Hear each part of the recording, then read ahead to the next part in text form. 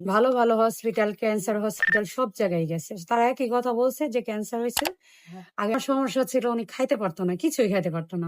আলহামদুলিল্লাহ এখন খাইতে পারে। মাছ, ভাত সবই খাইতে পারে।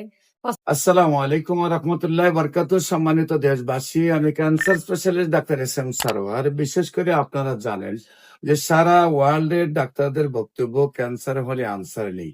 বিশেষ করে ক্যান্সার, কিডনি, থ্যালাসেমিয়া, এইডস এই 4টি রোগে চিকিৎসা করতে প্রতি মাসে কয়েক লক্ষ টাকা প্রয়োজন হয় এবং চিকিৎসা করতে করতে রোগীটা একসময় মৃত্যু হয়, এটাই মেনে নিতে হয়।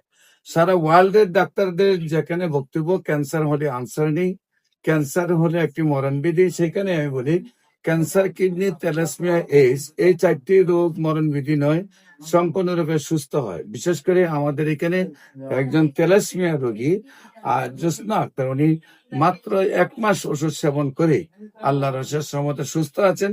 উনি কিভাবে অসুস্থ হয়েছেন, কোথায় কোথায় চিকিৎসা করেছেন এবং কি অবস্থায় ছিলেন, আমরা ওনার কাছ থেকে জানবো। আপনার নাম? জ্যোৎস্না আক্তার। আপনার কি হয়? আমার যা হয়। আপনার নাম কি? আমার নাম মলি আক্তার। মলি আক্তার। আপনার জালের কি নিয়ে তো আপনি আসছিলেন? হ্যাঁ। তো আপনার নাম হলো জ্যোৎস্না আক্তার। আপনার স্বামীর নাম? বাবুল খান। বাবুল খান। আপনার মায়ের নাম? সালেহা বেগম। সালেহা বেগম। Post office? কুসুমহাটি। কুসুমহাটি। থানা? দুহা। জেলা? ঢাকা। ঢাকা।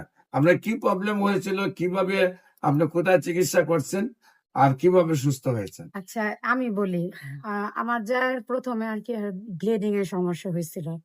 তারপর উনি আমাদের ওইখানে এক হসপিটালে এক ডাক্তার দেখাইছে, বলছে যে আপনার ওভারিতে সিস্ট হয়েছে, তো অপারেশন করা লাগবে।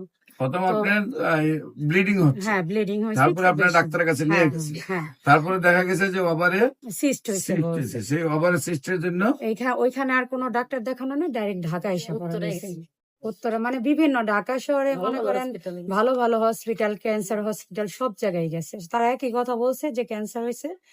আগে আমরা মানে ওনারা কি যে মানে ওনার ট্রিটমেন্ট দেবো ওনার ডিসাইডই করতে পারতেছিল না যে কি করব। পরে বলছে যে ওনাকে কেমোথেরাপি দেওয়ার পরে অপারেশন করব। তো ওনার বোন জামাই বলছে যে আপনি হোমিও ওষুধ খান, যে খাইলে ভালো হবে। তো ওইখানে একজনের দেখাইছিল, তো ওইটা আমার পছন্দ হয় না। উনি কোনো ডিগ্রি নাই, ওনার কিছু নাই। পরে আমি ভাবিরে বললাম, ভাবি আপনি যদি হোমিওপ্যাথি ওষুধ খান, এস.এম. সারের ওষুধ খান। তো আমি আবার এই যে রবিন ভাইয়ার ফেসবুকে ভিডিও পাইছিলাম, ওইখানে দেখছি। পরে ওইখান থেকে রিপোর্ট গুলা এখানে পাঠাই দেওয়া হয়েছিল। পরে এখানে আসার পরে উনি আগে ওনার সমস্যা ছিল, উনি খাইতে পারতো না, কিছুই খাইতে পারতো না। সাগু জাল দিয়া খাইতো, মানে বমি করতে চাইতো, অস্থির হয়ে পড়ে থাকতো। আলহামদুলিল্লাহ এখন খাইতে পারে, মাছ, ভাত সবই খাইতে পারে। অস্থিরতা কমছে, আগে চিত হয়ে ঘুমাসতে পারতো না, পেটে পানি আসছিল। তো এখন চিত হয়ে শুইতেও পারে, শ্বাসকষ্টের কোনো সমস্যা হয় না। আর এখন একটু দুর্বলতা ছিল বেশি, এখন কমছে। আর এখন আলহামদুলিল্লাহ আগের চেয়ে চেহারাটা একটু ভালো হয়েছে। সম্মানিত দেশবাসী, আপনারা যতটুকু শুনলেন, উনি একেবারে বিছানায় ছিলেন, খাওয়া দাওয়া চলতো না, শীত হয়ে শুইতে পারতেন না। এমন অবস্থা থেকে আল্লাহর অশেষ রহমতে 1 মাসে উনি আমাদের কাছে খুব স্মার্ট একজন মহিলা হিসেবে উপস্থিত হয়েছেন এবং আল্লাহ সুস্থ করে রেখেছেন। এবং নিয়মিত আমরা ওনাদেরকে চেক আপ রাখবো। আপনারা দোয়া করবেন উনি যেন স্থায়ী ভাবে, সুন্দরভাবে আল্লাহ আজীবন ভালো রাখেন। বিশেষ করে ক্যান্সার, কিডনি, থ্যালাসেমিয়া, এইডস এই 4টি রোগের জন্য যে কোনো সময় যে কোনো পরামর্শের জন্য আপনারা স্ক্রিনে দেওয়া নম্বরে যোগাযোগ করবেন।